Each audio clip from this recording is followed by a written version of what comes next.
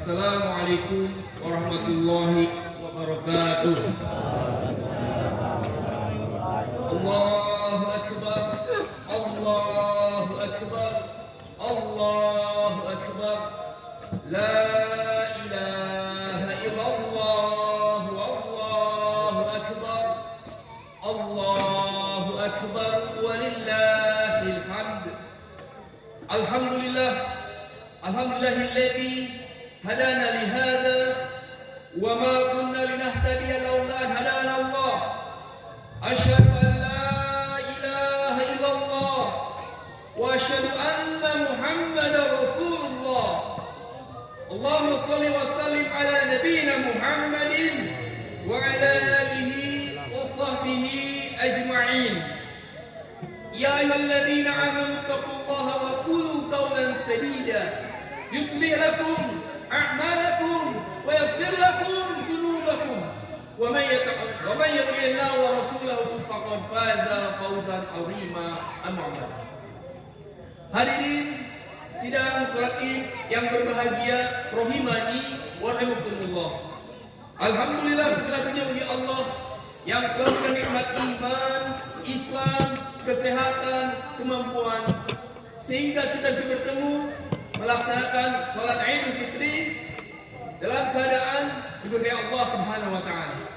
Salawat dan salam kita sampaikan kepada junjungan Nabi besar Muhammad, para keluarganya, sahabat, tabi'in dan tabi'in, dan semoga kita termasuk umatnya nanti yang kelak akan mendapatkan syafaatul ujma dari beliau dari Allah Subhanahu wa taala.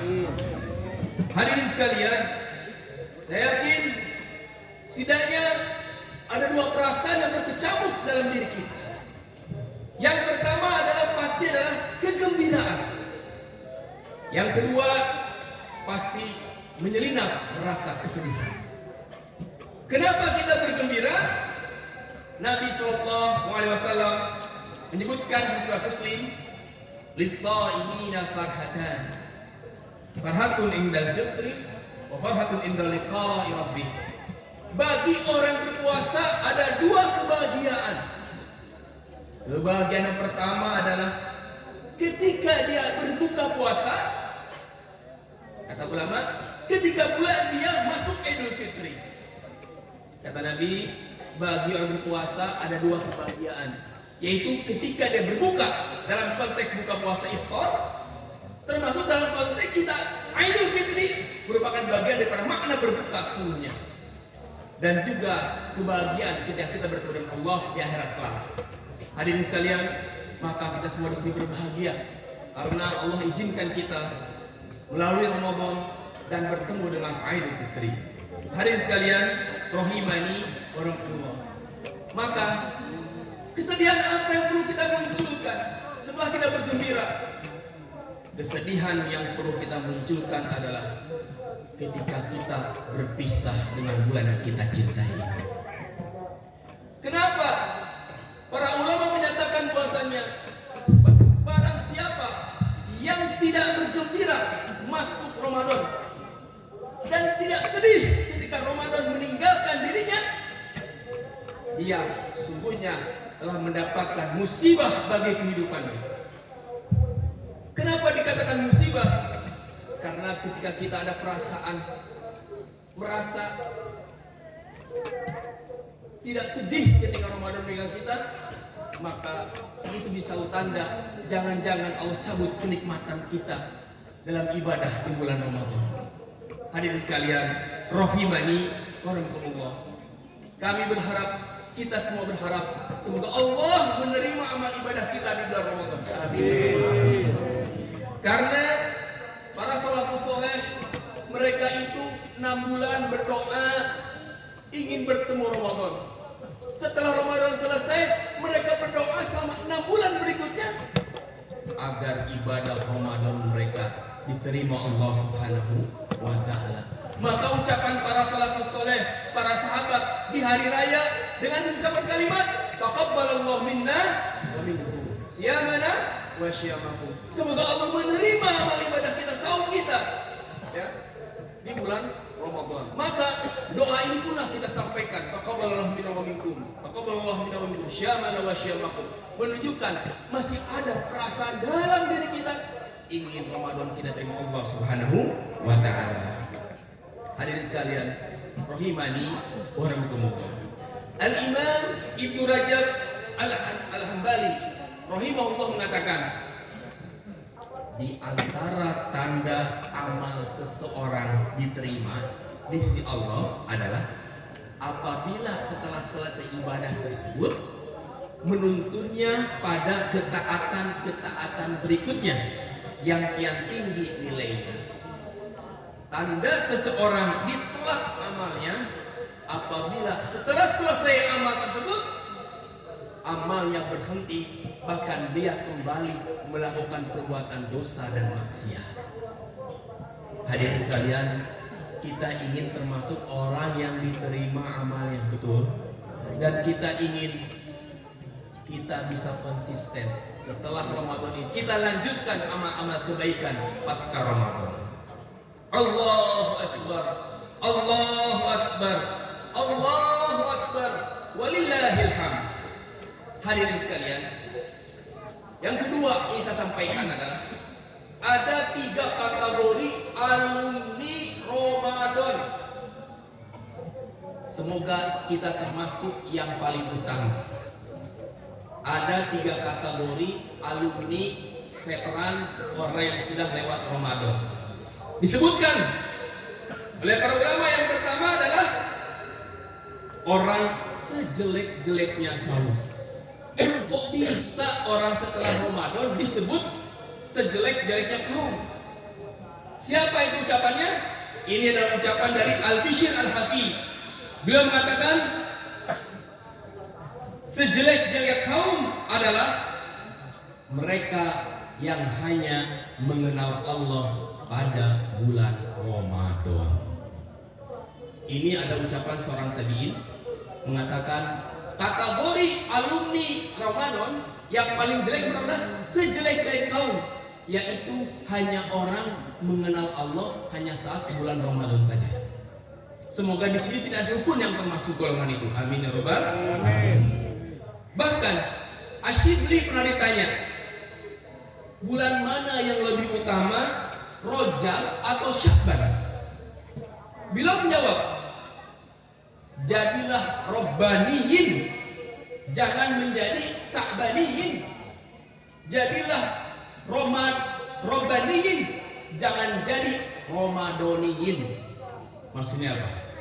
Jadilah hamba-hamba Allah yang Rabbani, yang beribadah di setiap bulan, tidak hanya beribadah hanya di bulan Sya'ban atau di bulan Rajab atau hanya di bulan Ramadan. Semoga kita tidak termasuk yang poin nomor 1, yaitu orang yang sejelek kaum hanya mengenal Allah di bulan Ramadan. Tingkat yang kedua, alumni Ramadan adalah orang-orang yang celaka. Kenapa ada orang masuk Ramadan kemudian celaka?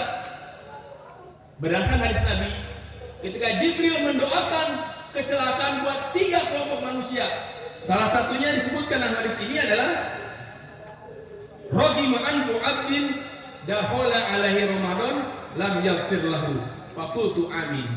Celaka, hinalah, kata Jibril, orang yang bertemu dengan Ramadan setelah Ramadan berlalu tidak mendapat ampunan Allah. Kata Jibril, celaka. Nabi mengatakan faqultu amin.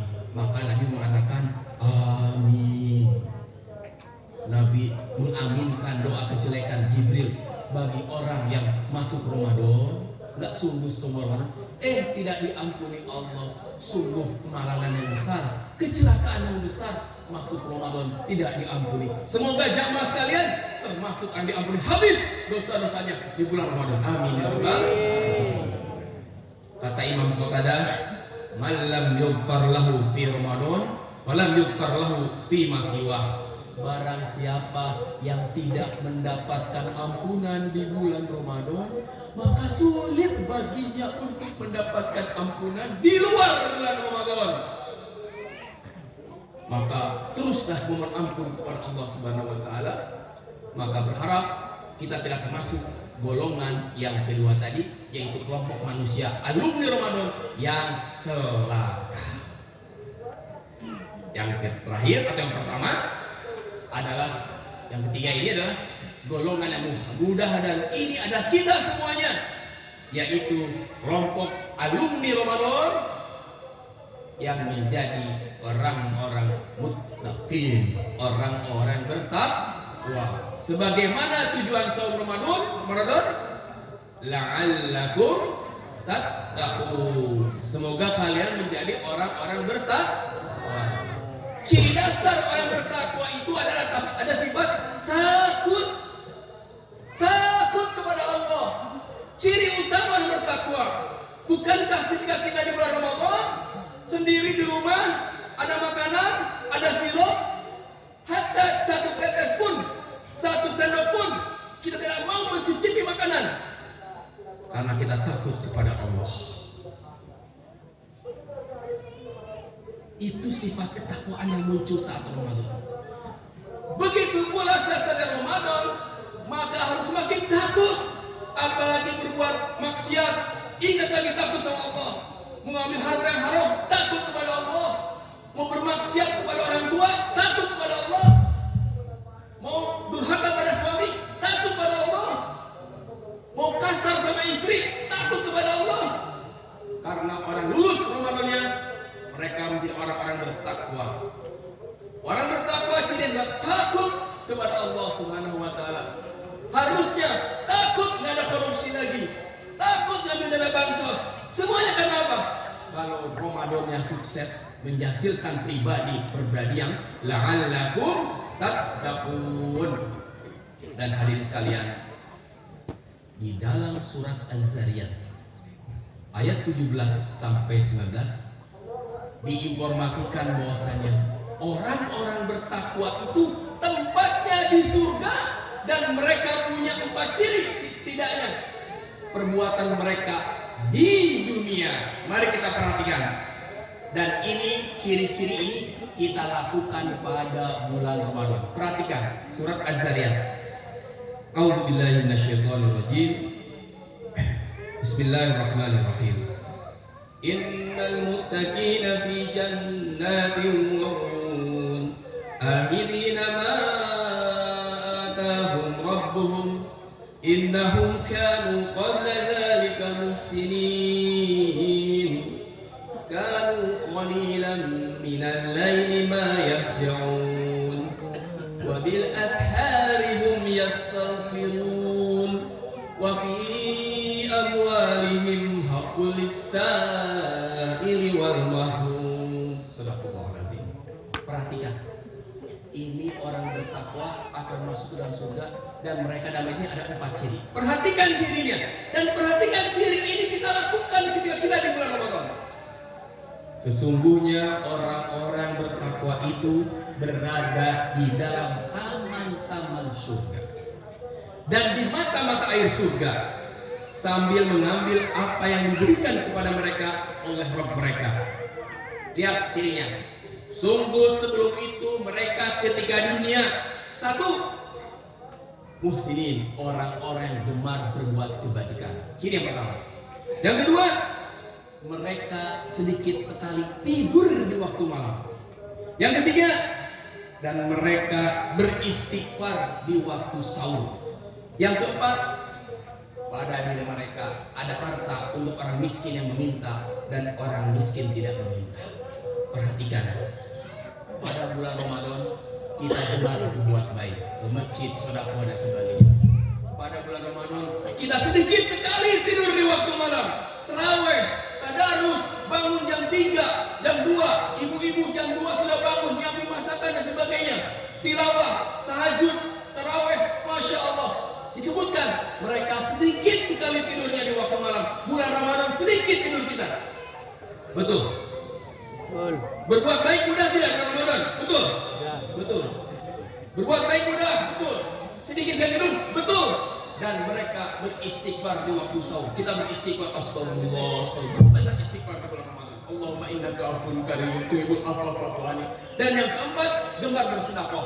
Mudah sekali bersedekah di bulan Ramadan. Maka marilah kita menjadi alumni Ramadan yang bertakwa, takut kepada Allah, dan takut untuk berbuat maksiat. Menjadikan dilanjut amal kebaikannya, bersedekahnya, sholat malamnya, baca Qur'annya. Itulah ciri Ramadan yang lulus menjadi la'allakum tattaqun. Hadirin sekalian, poin terakhir yang ingin disampaikan pada kesempatan yang berbahagia ini. Marilah pesan kepada saya dan keluarga kita semua, marilah kita jujur kepada Allah. Apa maksud jujur kepada Allah? Jujur kepada Allah ini, Pak, orang-orang yang jujur, sidik, itu adalah kelompok manusia yang mereka akan masuk bersama para nabi dan para syuhada bersama di surga nanti. Dua orang sahabat ngelamun. Kenapa ngelamun, Pak? Kapan kita di sini bertemu? Apakah nanti di surga nanti kami bisa bertemu dengan Engkau ya Rasulullah? Sauban, Abdullah bin Zaid menghadap Nabi, ya Rasul, di dunia kami bertemu Engkau. Apakah nanti kami bersama Engkau menjadi tetanggamu di surga? Nabi ditanya begitu diam, tidak menjawab. Turun ayat ini. Bapak catat, ibu catat, surat An-Nisa ayat ke-69. Surat ini pun jawaban dari ketika kita doa, ihdinas siratal mustaqim. Tunjukilah kami ke jalan yang benar.